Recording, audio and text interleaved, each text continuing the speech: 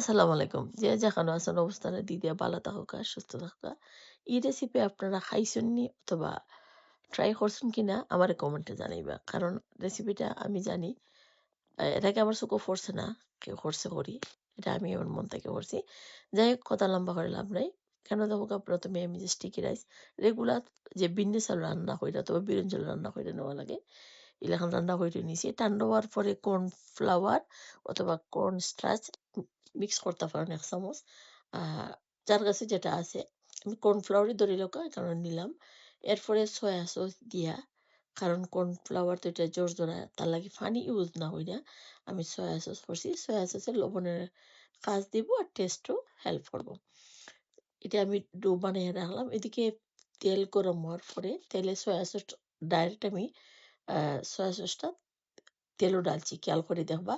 তারপরে চিংড়ি মাছ দিছি, দেওয়ার পরে chilli flakes, onion powder, garlic powder একে স্ক্রিন আমি দেখাইয়া নিলাম। আর এটা একটু ফ্লেম চাইয়া দেখো একটু ফ্লেমটা একটু বেশি দেয়া। এটা আমি ফ্রাই করে নিলাম। ফ্লেম বেশি দেয়া মানে আগুন বাড়াইয়া যদি এটা আপনি ফ্রাই করে নেন, তো এটা খাইতে আলাদা একটা মজা হয়, আলাদা একটা ঘ্রাণ হয়।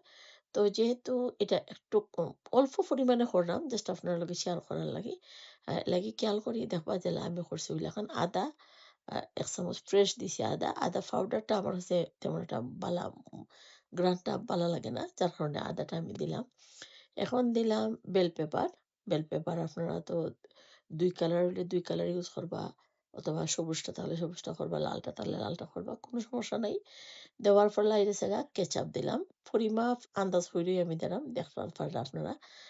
এখন পানি দিলাম। পানিটা দিছি যে গ্রেভি হওয়ার পরে যখন এটা টানবো, এটা যাতে জুসি ভাব হয় ওই হেল্প করার লাগি। এখন দিলাম ধনিয়া পাতা একটু পরিমাণে। দিয়ে একটু লাইড়া চাইড়া একটু ওয়েট করলেই ধীরে পানি টানে যাবা। আ এটা সুন্দর হয়ে যাব। ধোঁকা জুসি হইছে। মনে হইতেছে যে কত তেল দিয়ে রান্দা। মূলত তা না। স্টিকি রাইস এত লাগি যাব। তেল একটা বাটির মাঝে নিয়া আ লইছি। এত লাগাইয়া এটা করার লাগি। আর সিলিকনের আহ বাটি নিছি। বাটি নিয়ে সুন্দর করে এগুলোর মধ্যে আমি আরো বহু আগে এটা ভিডিওতে আপনারা আমি দেখাইছি। সিলিকনের বাটিতে কেক কইরা এয়ার ফ্রায়ারে আমি ১৫ মিনিট বেক কইরা নিছি। ১৫ মিনিটে যতটুকু কুক হইছে ততটুকুই আমার কাছে এনাফ মনে হইছে। আপনারা যদি আরো ক্রাঞ্চি করতে চান তাহলে ২০ মিনিট কইরা নিতে পারেন একবারে মচমচা। এটা আপনার ইচ্ছা। ২ জাতের সস আমি স্ক্রিনেও দেখাই নিলাম যেটা আমি ইউজ করছি। আর ইউজ করছি শসা আর টমেটো গ্রেট করা শসা আর গ্রেট করা টমেটো। এখানে চাইলে পেঁয়াজও ইউজ করতে পারেন। তারপরে সস যার তার পছন্দ মতো ইউজ করতে পারেন। আলহামদুলিল্লাহ খাইয়া দেখবা।